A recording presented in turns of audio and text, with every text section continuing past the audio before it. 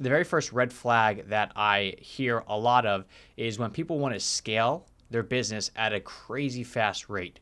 So I'll give you an example. Like had a call come in and last year they did, because I always ask money, because money makes, if I'm like, oh, what are you trying to get to? And they're like, oh yeah, I'm trying to get to $50,000 a year. I'm like, we're not going to be, I'm going to cost more than that. So it might not work out. So somebody calls in and says, yep, last year I did $100,000. Okay, great. What are you going to do this year? Well, this year I think I'm going to do about $250,000. Okay, so that's a pretty big jump. Now, what do you want to do next year? Let's say you get the marketing going. In a perfect world, what's next year look like? And they go, well, I'm thinking about doing, $1 million. Well, how? How'd you get to that conclusion? I'm just curious, why $1 million? Well, it's, last year I did 100, this year I did 250, and then just based off this growth rate, if I just keep this up, then I'm going to probably hit $1 million. And I'm just immediately thinking, okay, so if you can run a mile in 8 minutes, and then you train for 2 weeks, then you can run a mile in 7 minutes, does that mean at this rate you're going to be breaking that 4-minute mark in a month and a half? It doesn't quite work like that. So that's my biggest one red flag, is that when people come in and their growth rate is so much that it's just like blowing it out of the water, because then that factors in. So Alex, let me ask you this. It comes in and somebody says, oh, I want to grow this. I mean, even for full sale, let's just say all of a sudden we want to grow by 150% by next year.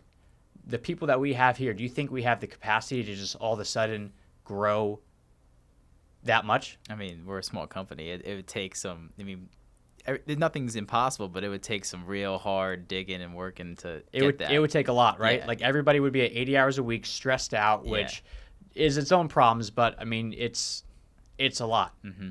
So that's kind of the first thing that I deal with. So when people say something like, I want to grow this crazy amount, I just, how? How do you want to, what's going to be the difference? Or let me ask you, what was the difference between the 100,000 and the 250,000? And if they say something like, well, we hired more crews, so we now have the ability to do more production. Last year we didn't. A little feasible, or hey, I started doing some online marketing and starting to really catch. I'm just trying to kick it up a couple more notches with you.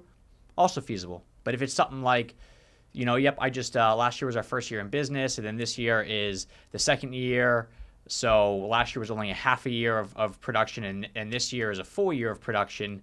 Well, if this year is a full year of production, you're kind of at capacity. Like, yes, you could kick it up with some marketing and stuff like that, but to go from 250 to like $1 million is, It's crazy. It's like you watch Shark Tank and those people come in and they value their business like 5 times worth, and they're like, how do you come to this? Well, we're hardworking and we're gonna get it done with your help. I'm like, okay, you're growing your business 500% in a year, okay. Yeah, like it just doesn't work out that way, because then you got the systems on the back end, and and everybody value, like, well, I do really good work, so I should be $1 million company. Mm-hmm. What makes you say that? Yeah. Does the other people not do good work? Yeah. So you kind of fall into that boat. So it's the idea of just that you have to be kind of realistic with, the growth rate there. So for me, when people say that, the first question I ask is like, how what's the difference maker between this year and next year, and then what was the difference maker between last year and this year? And if it makes sense, then we could talk about that, talk about some realistic expectations, and I always try to dial them back a little bit.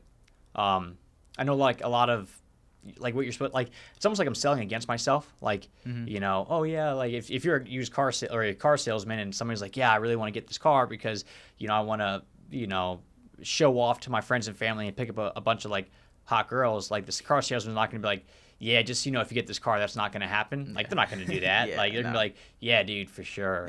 So it's almost going against myself, where I'm like, hold on, let's dial it back a little bit. But because, you should be like, yeah, man, for sure. Like, we'll work together, and like, you'll hit $1 million next year, no problem. But in reality, it also sets you up for failure, because it's almost an unobtainable goal the next year. That, if they think that they're going to get there with your help, and then you don't get there, you get half that, they're like, oh, well, he didn't get me to the $1 million like he said he would. Right. So it's like almost looks negatively on you, even though deep down it's kind of unobtainable at this point. Because then at that point, like, yeah, we made some money, but like from a reputation standpoint, like, how do they feel about the business? Yeah.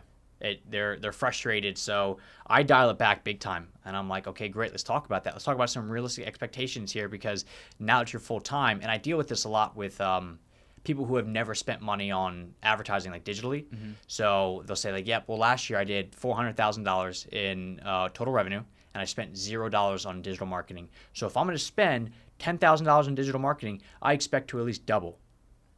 Well, how do you know what's like what aspect you need to do, what platform you should advertise on. I mean, that's you have to know it works, and when you just build everything off of referrals and networks and stuff like that, like, if you said to me like, hey, last year I spent $10,000, we made $400,000 total, and I spent $10,000 on marketing online, and we made of the 100 of that came from online.